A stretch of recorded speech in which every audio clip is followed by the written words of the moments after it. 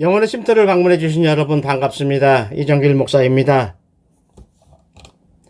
먼저 시간에는요, 당시 유대 백성들을 괴롭히던 바리새인의 전통을 살펴보았습니다. 장로들의 전통이라고도 했지요. 하나님께서는요, 이스라엘 백성들을 선택하셔서 당신의 백성을 삼으셨습니다. 그리고 선민이 지켜야 할 십계명을 주셨습니다. 그리고 생활 지침이라고 할 수 있는, 생활에서 나타날 수 있는 모든 문제를 말씀하는 규례를요, 레위기를 통해서 주셨습니다. 그 많은 규례의 십계명을 주셨음에도 불구하고 그 당시 사람들은, 바리새인들은요, 사두개인들은요, 장로들의 전통이라고 하는 규칙을 만들었어요. 그래서 먼저 시간에 그것을 왜 만들었을까? 어떻게 해서 그것이 만들어지게 되었을까를 역사적으로 살펴보았지요. 그리고 종교적으로도 생각해 보았지요. 사회 전반적으로 생각하면서, 그렇다면 당시 지배계층이었던 기득권 세력이었던 바리새인과 사두개인은 도대체 어떤 사람이었나까지 우리가 살펴보았습니다. 오늘은 마가복음 7장 24절로 37절에서요. 두 명의 사람을 만나게 될 것입니다. 하나는요, 귀신 들린 딸을 고쳐달라고 찾아온 수로보니게 여인이라는 사람이에요. 오직 귀신 들린 딸을 고칠 수 있는 유일한 기회, 유일한 방법, 예수님을 만났어요. 그래서 예수님 앞에 엎드리고 살려달라고 사정을 합니다. 그런데 예수님에게서 오히려 좋은 말씀, 은혜의 말씀을 듣는 것이 아니라 그 당시 이방인들을 낮춰서 부르는, 비하하는 개요, 개라고 하는 말, 또 당시 나쁜 짓을 하는 유대인들을 상징하는 개라고 하는 말을 듣게 됩니다. 그럼에도 불구하고 수로보니게 여인은 오직 딸을 살려야 한다는 일념으로 묵묵히 순종하는 믿음을 보여드림으로써 은혜를 입었다는 이야기지요. 두 번째로는요, 맹인의 눈이 밝을 것이며 못 듣는 사람의 귀가 열리고 말 못하는 자의 혀는 노래할 것이라고 하는, 예수님이 오시기 800년 전에 이미 하나님께서요, 이사야 선지자의 입을 통해서 선포하셨던 그 예언, 그 중에서요, 귀 먹고 말 더듬는 사람을 고쳐주시는 메시아이신 예수님의 사역을 살펴볼 것입니다. 이 이적은요, 이사야서 35장에 선포되었던 예언이 오늘 마가복음에 성취되고 있는 순간을 말씀하고 있지요. 이제 십자가의 은혜라는 이야기를 들으면서요, 오늘 말씀을 시작합니다. 어떤 교회에서 예배를 드리는데요, 찬양팀이 이렇게 스크린을 세웠어요. 자막도 띄우고 배경도 띄워야 되니까. 그러니까 담임 목사님께서 그거 하면 십자가가 가려지니까 옆으로 좀 치워라 라고 말씀을 했죠. 맞는 얘기예요. 근데 어떤 목사님은 십자가가 좀 가려지면 어떠냐, 지금 준비 찬양하는 것도 하나님께 드리는 건데 라고 십자가를 그렇게 크게 중요하게 생각하지 않는 분들도 있어요. 이렇게 십자가를 가린다, 안 가린다, 이것이 본질적인 문제는 아니지요. 가장 중요한 것은 우리가 십자가를 어떻게 생각하고 있느냐 하는 것이죠. 잘 생각해 보세요. 우리가 인정하든 인정하지 않든 우리가 인정할 부분도 아니죠. 사실은 초월해야 될 부분이에요. 인정하든 인정하지 않든 기독교의 가장 중요한 핵심은 십자가입니다.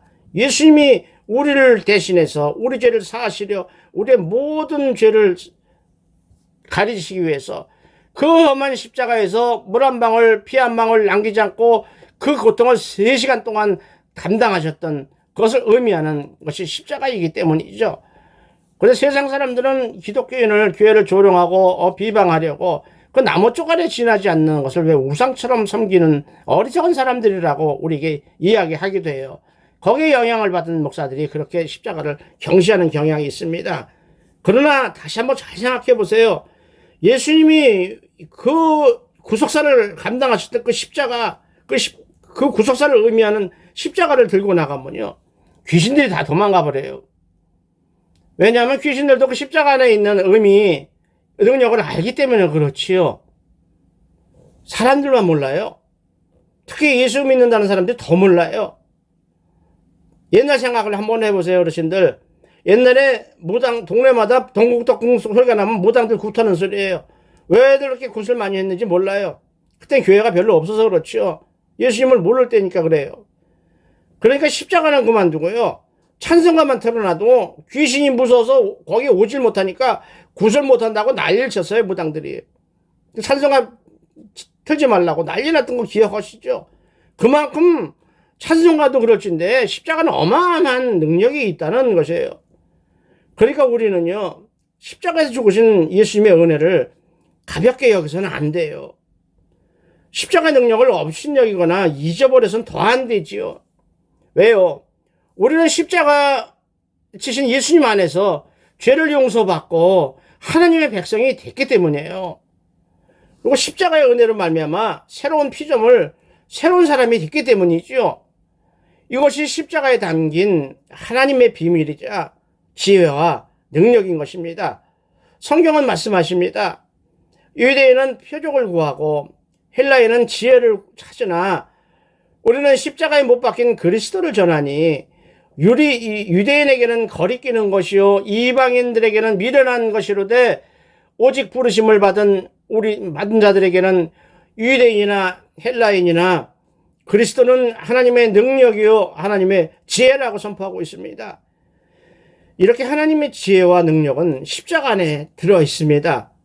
따라서요, 여러분의 집안이 혹시 어려운 일이 생겼다 할지라도요, 병에 걸린 가족이 생겼다고 할지라도요, 여러분의 사업장이나 직장에 어려운 일이 생겼다고 할지라도요, 그것 때문에 좌절하고 넘어지고 약해지지 마시고 우리를 위해서 십자가를 지신 그 예수님을 상징하는 십자가의 은혜로 승리하시는 하늘 백성들이 다 되시기를 예수님의 이름으로 축원을 드리고 싶습니다. 아멘입니다. 승리하시기 바랍니다.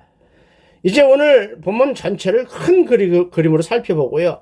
절별로 살펴보기를 원합니다. 예수님이 수로보니게 여인의 귀신 들린 딸을 고쳐주는 오늘 이 사건은요. 아까도 이야기했잖아요. 그렇게 유대인들이 특히 바리새인 장로들이 그렇게 목숨 걸고 지키려고 하는 할례, 음식법, 절기법 이런 걸 통칭해서 이야기하는 정결의식이라는 거, 의식적인 거에 관한 논쟁하고 이어지는 거예요. 당시 유대인들은요. 이방인들을 만나는 거예요. 같이 식사하는 것조차도 부정하다고 생각하던 시기였기 때문에 그래요. 그럼에도 불구하고 지금 예수님이 누굴 만나요? 이방인이에요. 또 귀신 들린 딸을 가진 수로보니게니까 부정한 여인이에요. 또 여자예요. 그런데도 불구하고 그 여인에게 은혜를 베푸셔요. 그것도 축사의 은혜, 가장 중요한 축사의 은혜를 베푸심으로써 외식과 가식과 형식에 찌들은 유대인들의 잘못된 태도에 경고를 보내시고 있는 것이죠. 다시 한번 말씀드리지만요. 삼겹살 다 안 먹는 사람이 대한민국에 어디 있어요. 삼겹살 자기들 다 먹으면서요. 설교할 때 할례 중요하다고 이야기해요. 정결법 중요하다고 이야기해요. 제사법 5대 제사법 목숨 걸고 죽는 줄 알고 선포하는 사람들 많아요. 우습지 않아요? 11시 예배 때 소 잡아서 장작불 피워서 번제 드려야 되겠죠. 그리고 다 할례 받아야 되겠죠. 돼지고기 이런 거 부정한 음식이라고 돼지고기, 칼치, 낙지 이런 거 먹으면 안 되잖아요. 근데 먹을 거 다 먹으면서 번제 안 지내면서 그것을 그렇게 강조하면 안 되지요. 예수님이 십자가에서 왜 죽으셨는데요. 그런 건 모든 복잡하고 인간이 지킬 수 없는 거 그것을 다 타파하고 우리를 구원하기 위해서 예수님께서 십자가를 지셨다는 것을 정 믿기 힘들고 동의하기 싫으시면 사도행전 15장을 읽어보시고 어떻게 해서 율법이 복음으로 대체되어 가는가를 깨닫고 또 이해할 수 있기를 원합니다. 드디어 오늘 귀 먹고 말 더듬는 자를 치유하는 이적을 우리가 보지요. 같은 내용이에요. 보통 목사님들이 병행구절이라고 신학자들이 이야기를 해요. 오늘 마가복음 내용하고 같은 내용이 마태복음은 15장에 있다는 이야기예요. 마태복음 15장은 많은 병자들을 고치셨다라고 뭉 때려서 한 번에 이야기를 하고 넘어가요. 근데 마가복음의 특징이 있었잖아요. 마태복음은 비유를 중시해요. 신학적인 걸 중시해요. 구약성경을 중시해요. 그러나 마가복음은 비유나 구약성경 인용을 전혀 거의 안 해요. 그리고 예수님께서 직접 행하셨던 기적, 이적 사건을 중심으로 해서 이런 사건이 예수님께서 왜 이루셨나 그것을 강조하기 때문에 오늘도 치유사역 하나만 아주 자세하게 기록을 하고 넘어가고 있습니다. 여기서 귀먹고 말 더듬는다라는 말은요, 타락한 인간을 상징하는 말로 들릴 수도 있어요. 예수님을 모르는 사람들이요, 영적인 것을 전혀 모르고 관심도 없는 세상 사람들은요, 오직 잘 먹고 잘 사는 거에 묶여 있어요. 그래서 오늘 사건을 통해서 예수님은요, 내가 누군가, 예수는 누구신가를 가르쳐 주는 거죠. 육신의 필요, 질병은 물론 영혼의 문제, 영적인 질병까지도 다 치유하시는 분이다 라는 것을 보여주시는 것이죠. 따라서 나중에 이야기하겠지만 오늘 간단하게 얘기하면 열려라 라고 하는 의미가 에바다라는 말 한마디로 모든 장애를 다 치유해 주셔요. 고쳐주셔요. 이것은 아까도 얘기했지만 예수님 오시기 800년 전에 이미 이사야 선지자의 입을 빌려서 하나님께서 선포하신 내 아들 내가 보내는 메시아가 가서 행할 일이 이거다라고 선포하신 그 말씀이에요. 이사야 35장에 선포된 말 못하는 자의 혀는 노래하리니라는 이 예언이 성취되는 순간으로서 여러분의 삶 속에서도 여러분의 어려움 속에서도 이러한 일이 많이 일어나시길 바랍니다. 이제 본문을 한 절 한 절 읽으면서 살펴보겠습니다. 24절을 보니까요, 예수께서 일어나서 거기를 떠나 두로 지방으로 가서 한 어떤 집에 들어가서 아무도 모르게 하려고 했으나 숨길 수가 없다라고 기록하고 있습니다. 지금 예수님은 가버나움을 떠나서요, 북쪽으로 한 48km, 한 50km 떨어진 두로라고 하는 동네에 가셨어요. 그리고 앞으로는 거기서 더 북쪽으로 가셔서 시돈이라고 하는 동네까지 가실 겁니다. 그러고 나서 우측으로 돌아서 데가볼리 지역으로 돌아서 다시 갈릴리로 가실 겁니다. 그래서 오늘 가신 곳은 이스라엘 북서쪽에 위치한 항구 도시예요. 지중해 쪽에 붙은 도시예요. 특히 이 두로라고 하는 동네는요, 무역을 하는 동네이기 때문에 엄청 잘 사는 부자 동네예요. 다윗 왕이 힘을 쓰는 다윗 제국이 있을 때는 사이좋게 지냈어요. 근데 이스라엘이 바벨론에 망하고 노예로 막 잡혀가고 그럴 때는 오히려 기뻐하던 나쁜 사람들이었습니다. 유대인의 관점에서 봤을 때는요. 그럼에도 예수님이 거기까지 복음을 전하러 가셨다는 것은 진짜 감사한 일이죠. 그러니까 복음이 우리에게도 들어왔어요. 오상뿐이 모르던 이 조선이란 땅에 복음이 들어온 거랑 같이 생각하시면 돼요. 이 두로라는 동네를 방문하기 전에 조금 전에 이야기했죠. 외적으로 꾸미는 외식보다는 의식보다는 정결법, 할례, 절기법보다는 내적인 정결, 마음, 심령이 진짜 하나님을 향하고 있는가, 하나님을 사모하고 있는가, 진정으로 하나님이 인정하고 기도하고 있는가 라고 이야기하는 내적인 정결을 강조하셨잖아요. 그래서 그 강조하신 것이 오늘 본문하고 쭉 연결이 되는 거예요. 그래서 예수님이 어떤 집에 들어가셨을 때 이미 소문이 돌아서 벌써 많은 사람들이 찾아왔다는 것이죠. 25절, 26절을 보면요, 이에 더러운 귀신 들린 어린 딸을 둔 한 여자가 예수의 소문을 듣고 그 발 앞에 엎드리니라고 하면서 그 여자를 소개하는데, 그 여자는 헬라인이요 수로보니게 족속이다. 그리고 찾아온 이유가 자기 딸에게서 귀신을 쫓아내 주셨으면 하고 간구하고 있었다라고 이야기합니다.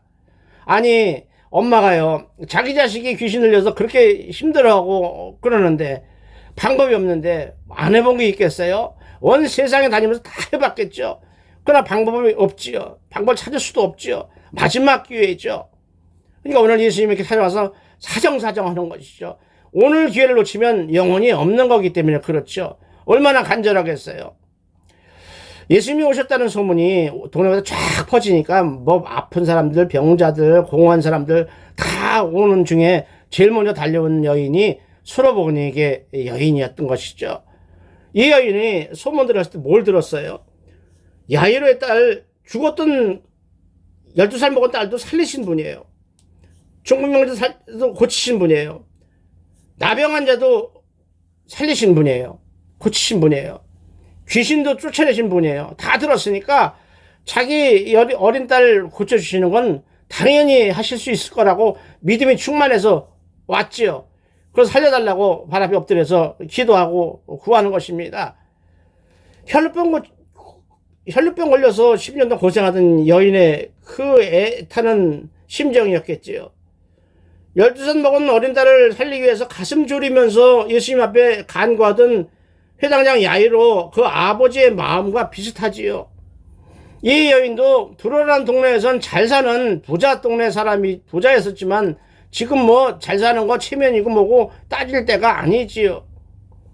그래서 어떤 신학자는 그래요. 그런데 이상하게도 그 당시 모든 사람들 중에 회당장 야이로 빼놓고는 수로보니게 여인, 또 거라사 귀신 들린 이런 사람들 소수 몇 명을 빼놓고는 정작 많은 유대인들 중에 예수님께 엎드린 자는 없었다 라고 책망을 하고 이야기 들어가고 있어요. 27절은요. 예수께서 이르시되 자녀로 먼저 배불리 먹게 할지니 자녀의 떡을 취하여 개들에게 던짐이 마땅치 아니하다. 드디어 개라는 말씀을 하셔요. 개가 뭐예요? 지금 세상에 개라는 소리 들어도 더 심하게 얘기하면요. 설계에서 쓸 말은 아니지만 개새끼라는 얘기 있죠. 아주 더러운 짐승 중에서도 그걸 개라 그러잖아요. 예수님이 자녀와 개라는 비유적 말씀을 쓰시는 거예요. 그렇죠. 조금 전에 개새끼 그런 개가 아니고요. 자녀와 개, 이 비유를 말씀하시는 거예요. 그래서 영적인 질서를, 그건 이방인이니까 영적인 질서를 가르치시는 거예요. 그리고 나서 진짜 그 여자가 나에게 원하는가, 그 믿음을 테스트 하시는 것이죠. 저도 전에는요, 이렇게 이번처럼 마가복음처럼 깊이 묵상하고 막 여러 날 밤새가면서 기도하고 하나님 말씀 풀어주세요 라고 하기 전에는 그냥 쉽게 신학적으로만 설교할 때는 아이고 암만 그래도 그렇지 예수님이라는 분이 불쌍한 여인한테 개라 그러면 돼요. 그리고 그 여인도 그렇지 내가 더러워서 내가 그냥 간다 치사하다 개가 뭐냐 이러고 욕하고 뛰쳐갔을 텐데도 불구하고 그 여인은 목숨 걸고 거기서 엎드려 있어요. 개 아냐 개 이상의 소리를 해도 참아야 될 여인이죠. 그 인내하는 모습을 보고 이것이 진정한 믿음이다. 아무리 어려움이 와도 예수님이 약속을 하신 때를 기다리는 이것이 진정한 믿음이다 라는 생각을 했어요. 여러분 어떻게 생각하세요? 맞지요?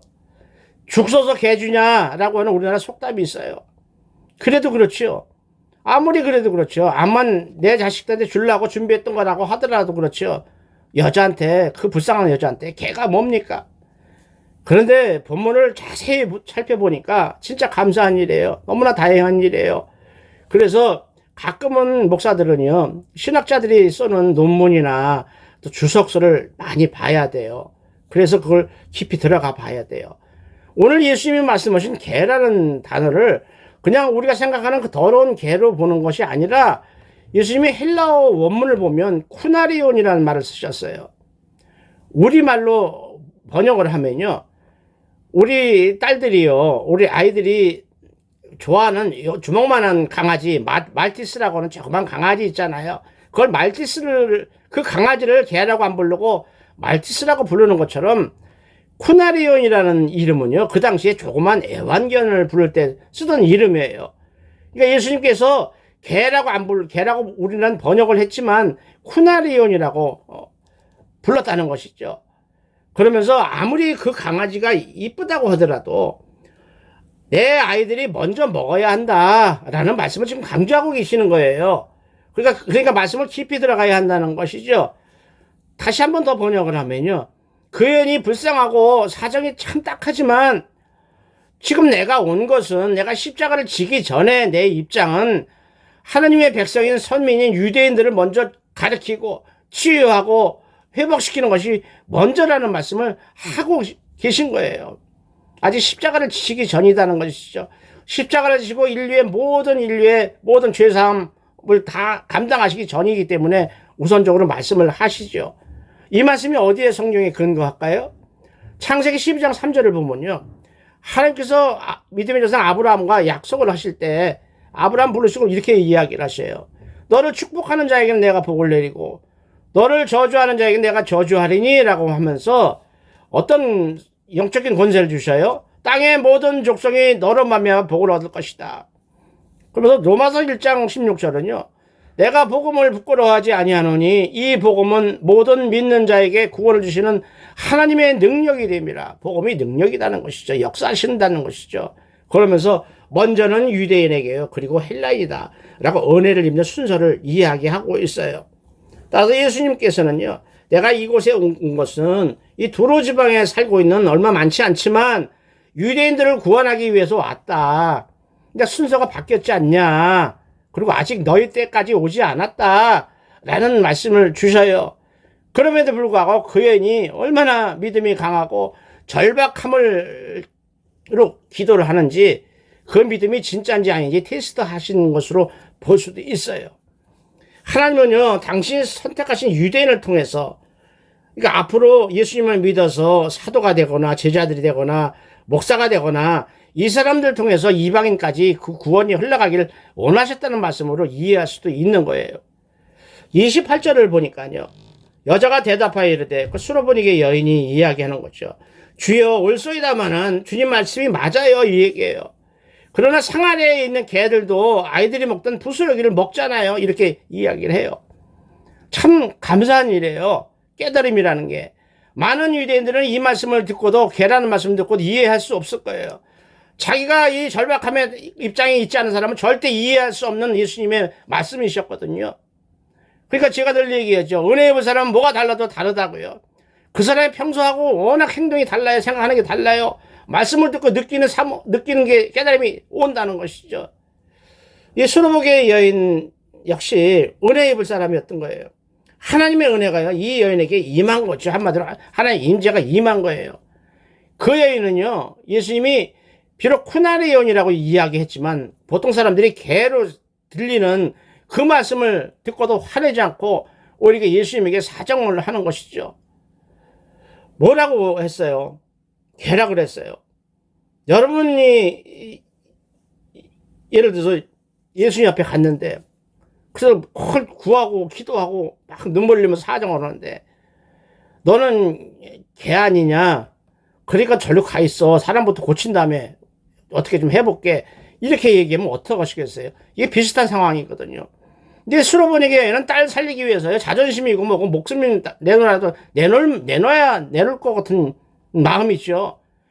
우리가 기도할 때 이런 절박한 심정으로 기도를 해야 한다는 것이죠.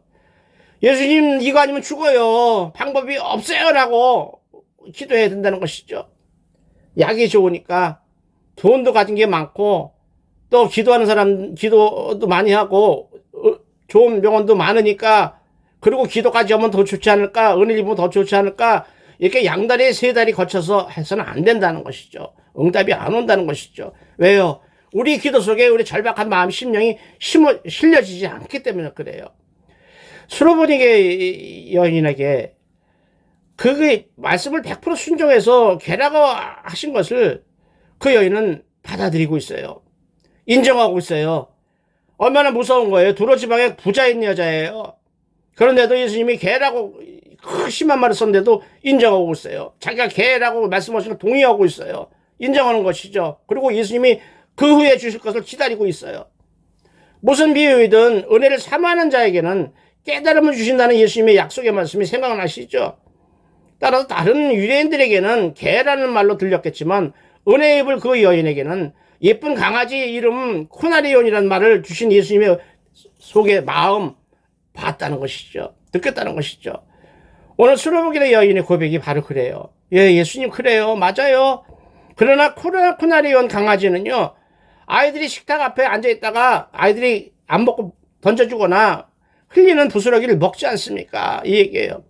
곧 아이들이 버리거나 흘리는 부스러기는 유대인이고 헬라인이고 이방인이고 따지지 않고 먹을 수 있잖아요. 개들인데요. 먹을 수 있잖아요. 지금 유대인들이 받아들이지 않은 예수님의 은혜를 제가 좀 얻어서 누리면 안 돼요. 은혜 입으면 안 돼요. 그러니 제발 우리 딸 귀신 들린 딸을 좀 고쳐주세요. 은혜를 베풀어 주세요. 라고 막 사정하는 거예요.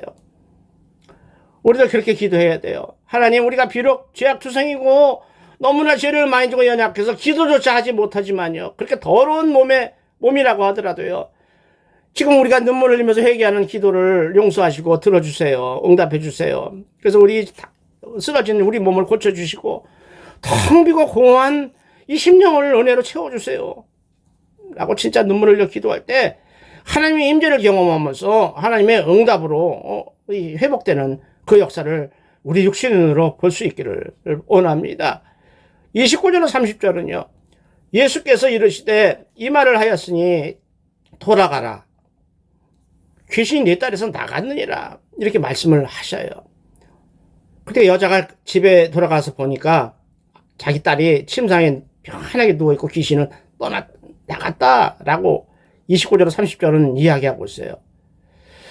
예수님께서 이 여인의 신앙 고백 절박함을 보신 것 같아요. 받으신 것 같아요.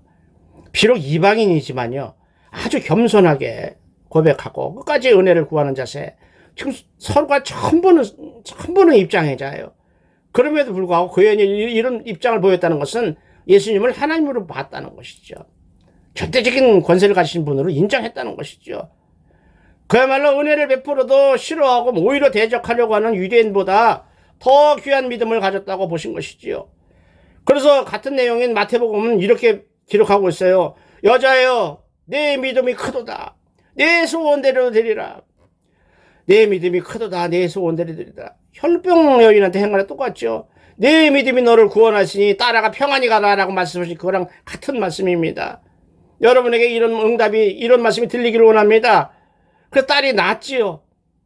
그렇게 예수님은요, 어차피 죄를 질 수밖에 없는 우리 인간들이요, 과거에 죄를 얼마나 많이 졌냐, 무슨 나쁜 죄를 졌냐, 이거 안 봐요. 어차피 우리 용서하시기로 했어요. 근데 중요한 건 뭐예요? 지금 너 회개하고 있니? 회개하고 예수를 받아들였니? 무슨 믿음이 생겼니? 이거 보시죠. 옛날에 잘 살든 못 살든 잘생겼든 못생겼든 옛날 그거 보지 않고 지금의 우리 모습을 보신다는 거예요. 그러니까 기도하시기 바랍니다. 예배 잘 들으시기 바랍니다. 큰 소리로 찬양하시기 바랍니다. 절박한 마음으로 기도하시기 바랍니다.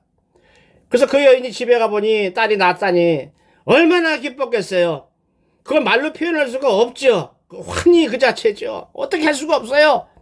무엇으로 은혜를 갚아야 할지 말로 할 수 없는, 표현할 수 없는, 계산할 수 없는 가슴이 뛰는 이러한 일이 우리에게도 일어나야 할 줄로 믿습니다. 이렇게 말씀으로 귀신 쫓는 기적이 우리에게 주시는 교훈이 무엇일까요? 말씀만으로도 귀신을 내쫓으는 예수님은 사탄을 이기고도 남을 절대적인 권세를 가지신 하나님이라는 것을 알라는 것이죠. 그러니까 하나님인 줄 알았으면 기도하라고 하십니다. 하나님인 줄 알고 기도했으면 기다리라고 하십니다. 주실 때까지. 따라서 예수님이 우리에게 다가오시면 더 할렐루야 하겠지만 지금 하나님 보좌 우편에 앉아 계신 예수님, 성령으로 말씀으로 우리 안에 내주하시는 예수님, 그 예수님이 하늘에서 우리 기도를 들으시고 하늘로까지 상달되는 우리 기도를 들으시고 하늘에서 명령을 하셔도 우리에게 이루어질 줄을 믿음으로 누려야 한다는 것입니다. 이제 다른 사건을 기록하고 있어요. 31절로 32절은요. 예수께서 두로 지방에서 나와 시도를 지나서 데가볼리 지방을 통과해서 갈릴리 호수, 그러니까 호수 중에서 데가볼리 지방에 있는 호수에 오신 거예요. 그러니까 데가볼리 땅이에요. 거기서 갔더니 사람들이 귀 먹고 말 더듬는 자를 데리고 예수님께 나와서 안수해 주시고 안수하셔서 낫게 해주시기를 막 간구하는 거예요. 데가볼리 그러면 어서 들어본 동네 이름이죠. 엊그저께 제가 2번이나 이야기했어요. 거라사 광인이 있었던 군대 귀신 2,000마리가 있던 그 돼지 속에 들어가서 다 물속에 빠져 죽었던 그곳이에요. 더구나 그때 그 사람들이 뭐라 그랬어요. 막 떠나라고. 더 이상 얘기 안 할 테니까 4억을 물어내든지 2,000마리 값을 물어내든지. 그러다 보니까 예수님이니까 그렇게 범접할 수 없는 분이니까 얘기는 못하고 제발 좀 떠나가 주세요. 제발 좀 가주세요. 라고 사정했던 곳, 쫓아냈던 곳. 그리고 거라사 강인 군대 2,000마리 들렸던 사람을 치유하시고 회복시켜줘서 같이 쫓아다니면서 뒤에서 허드렛 일이라도 하겠습니다 라고 이야기하는 거라사 광인에게 그게 아니라 네 고향으로 가서 네 집에 가서 하나님이 어떻게 은혜를 베푸셨는가를 증거하라. 복음을 전하라. 사실상 선교사로 파송한 그곳이에요. 그 데가볼리 사람들이 엊그저께처럼 제발 떠나달라고 막 욕하는 것이 아니라 이제 예수님이 누구신가 안 거예요. 아는 거예요. 그러니까 수만 명이 뭐예요? 어떻게 수만 명이냐고요? 오병이어에 이어서 칠병이어가 일어나는 곳이 대가볼리 지역이었거든요. 그래서 이제 귀 먹고 말도 듣는 사람을 데리고 나왔어요. 아마 이 사람도 스스로는 못 나왔을 거예요. 중국 명자 친구들처럼 친구들이 데려 나왔을 거예요. 그 친구들이 우리는 못 고치지만 예수님한테 가면 고칠 수 있을 거야. 중국 명자 고치셨던 분이니까 라고 생각하고 데리고 나왔을 거예요. 따라서 여기서 말 더듬는 자라는 단어를 헬라어 원문으로 보면 모길라톤이라고 하는데 이사야서 35장 6절에 단 한 번만 달랑 나오는 단어예요. 이 단어를 오늘 마가복음에서 갖다 쓰고 있어요. 처음 말에 아까도 얘기했지요. 메시아가 오시면 일어날 사역을 예언한 그 말이에요. 우리가 개역개정 성경을 보고 있는데 이전에 옛날 개역 한글 성경을 보면 벙어리의 혀라고 번역을 했어요. 그런데 이제 그게 좀 그러니까 말 못하는 자라고 바꿨거든요. 따라서 그 예언이 뭘 이야기해요? 말 못하는 자의 혀는 노래한다라고 예언하고 있어요. 누가 오면요? 메시아가 오시면요. 곧 예수님이 오시면 말 못하는 자 벙어리가 말을 할 것이다.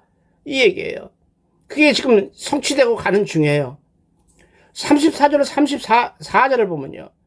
예수께서 그 사람을 따로 세우고 무리를 떠나사 손가락을 양귀에 놓고 침을 뱉어서 그의 혀에 손을 대시고 하늘을 우러서 탄식하시며 그에게 이르시되 에바다 라고 선포하시죠. 에바다. 이는 열리라는 뜻이다라고 마가복음은 로마 성도들이 읽어야 될 거고 들어야 할 것이니까 설명을 굳이 하고 있어요. 유대인에게는 에바다는 열리다라는 뜻이라고 얘기할 필요가 없거든요. 유대인은 알아듣는 유대인의 말이니까. 따라서 메시아께서 오시면, 곧 예수님께서 오시면, 우리가 예수님을 받아들이면요, 이제부터 앞을 못 보는 자, 못 걷는 자, 말 못하는 자들도 회복의 은혜를 입게 될 것입니다. 할렐루야를 받아야 할 것입니다. 이러한 기적을 행하시는 자리에 제자들도 있었을 거예요. 특별히 베드로 사도는 예수님 바로 옆에서 들었을 거예요. 당시 고대 사회는 사람의 집에 약효가 있다고 생각하던 시대였었어요.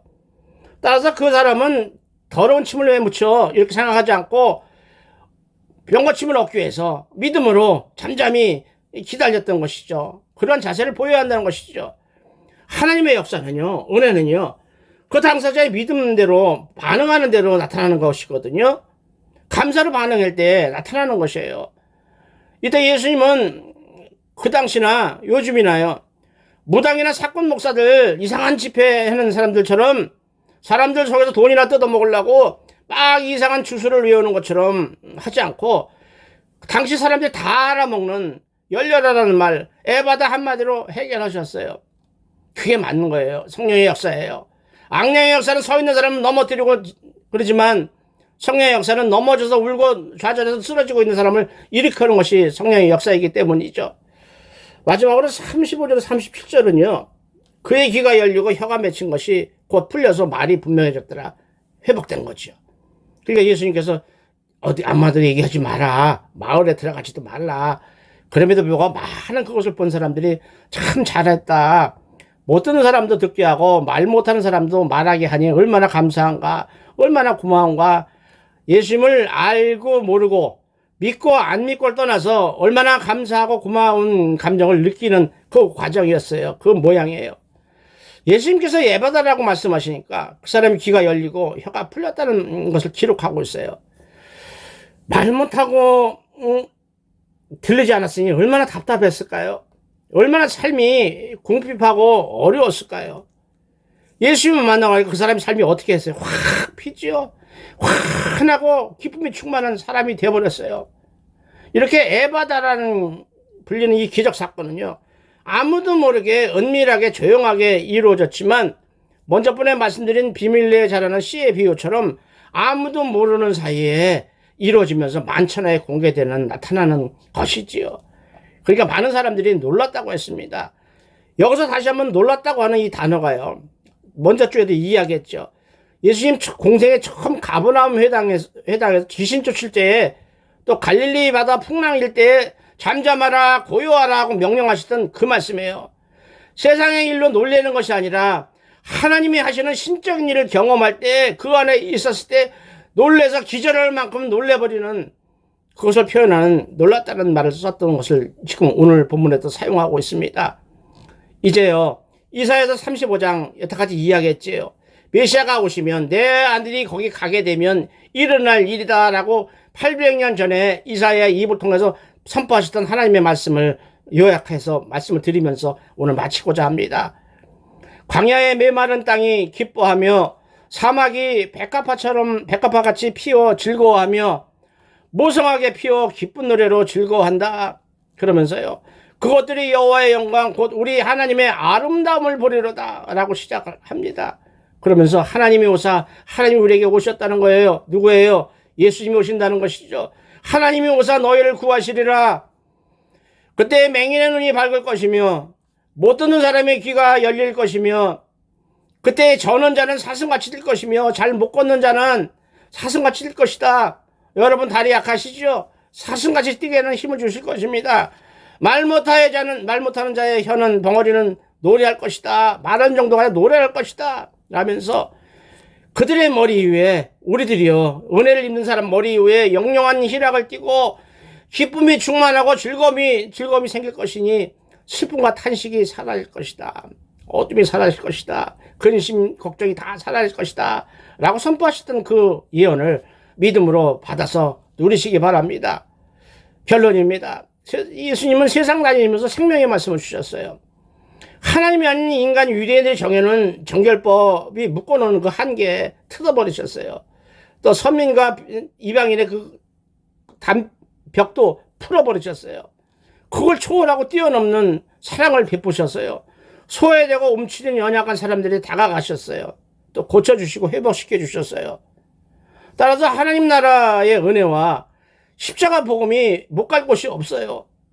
구원하지 못할 사람이 한 사람도 없다는 것을 우리가 알아야 할 것입니다. 우리 교회 다닌다고요, 깨끗하다고 착각하지 마시고 은혜로 우리가 지금 새 사람이 되었다는 것을 감사할 수 있기를 원합니다. 고백해야 합니다. 오늘 본문에는 믿음이 있는 이방인이 나와요. 그리고 믿음이 없는 유대인, 사실상 믿음이 있어야 할 선민이라고 하는 유대인 두 부류의 사람을 비교해서 소개하고 있어요. 그렇다면 여러분, 하나님께 복을 받을 사람이요, 하나님이 예고하신 많은 모든 복을 받아 누릴 사람이 누구예요? 과연 하나님의 백성이 누군지, 누리지 못할 사람이 누군지 너무나 당연한 거 아닙니까? 답이 그냥 나와버리죠. 그러면 여러분요, 조금 전에 나는 예수 믿으니까 괜찮을 거야 라고 방심하거나 교만해서 지금 본문에 나오는 유대인처럼 영적 교만에 빠지시면 안 돼요. 그러니까 나의 믿음은 어떤가 한번 돌아보시기 원합니다. 따라서 하나님의 말씀에 비추어 봐서 나의 영적 상태, 여러분의 영적 상태는 어떤지 점검해보고 만약에 문제가 있다면 하나님 앞에 엎드려서 십자가 앞에 엎드려서 회개해서 영적인 복, 또 육적인 복을 다 받아 누리는 하늘 백성들이 되시기를 우리 주 예수 그리스도 이름으로 축원을 드립니다. 아멘입니다. 다음 주에 뵙겠습니다. 감사합니다.